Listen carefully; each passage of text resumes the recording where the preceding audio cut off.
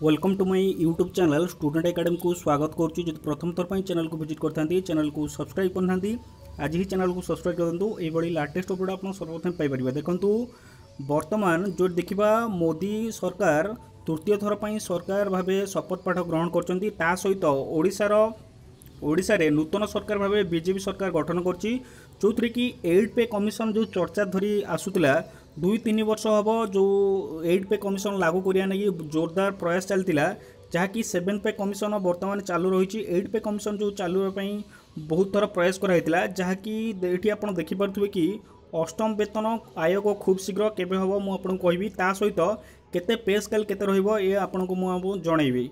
ये रोचे अष्टम वेतन आयोग जहाँकि नुआ दिल्ली 13/6 जो कि केंद्र सरकार 2026 जानुआरी अष्टम वेतन आयोग कार्यकारी करिपारंती। 2026 जानुआरी प्रति 10 वर्ष रे केंद्र सरकार एक नुआ वेतन आयोग गठन करती। 10 वर्ष थरे एठारे सूचनायोग्य शेष थर पर 2016 जानुआरी केंद्र सरकार सप्तम वेतन आयोग कार्यकारी करते 2016 रे।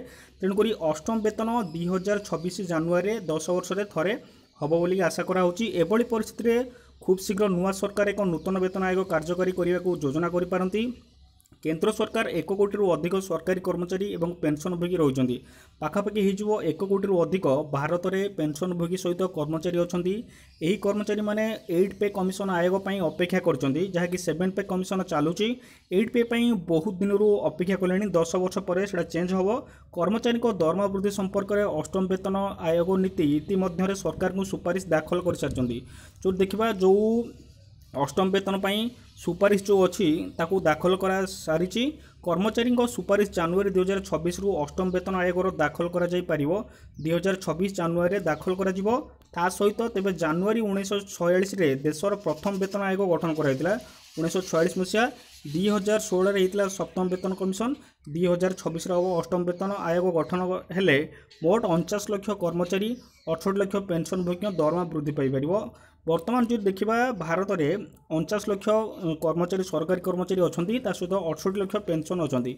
पे मैट्रिक्स लेवल जो देखा 8 पे कमिशन लेवल 1 जो देखा 21,600 टंका, लेवल 2 रे पाइबे 23,880 टंका, लेवल 3 जोड़ा अच्छी 26,040 टंका, लेवल 4 रे 30,600 टंका, लेवल 5 रे 35,040 टंका, सेमिति लेवल 6 रे 42,480, लेवल 7 जार 53,880, लेवल 8 रे 57,120 टंका, लेवल 9 जार 63,720 टंका, लेवल 10 आपणकर 67,320, लेवल 11 रे 81,240 टंका, लेवल 12 रे 95,560 टंका, लेवल 13 रे पाइबे 1,47,720 टंका, लेवल 13A रे 1,57,320 टंका, लेवल 14 रे 1,73,040 टंका, लेवल 15 अच्छी 2,81,400, लेवल 16 2,46,480, लेवल 17 अच्छी 2,70,000, लेवल 18 अच्छी 3 लाख। तेणुक ये जो पे मैट्रिक्स ग्रेड लेवल आउ 8 पे सीपीसी बेसिक पे हाई आपड़ ये देखिपारे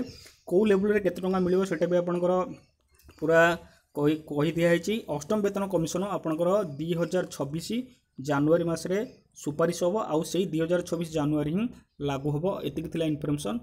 थैंक यू।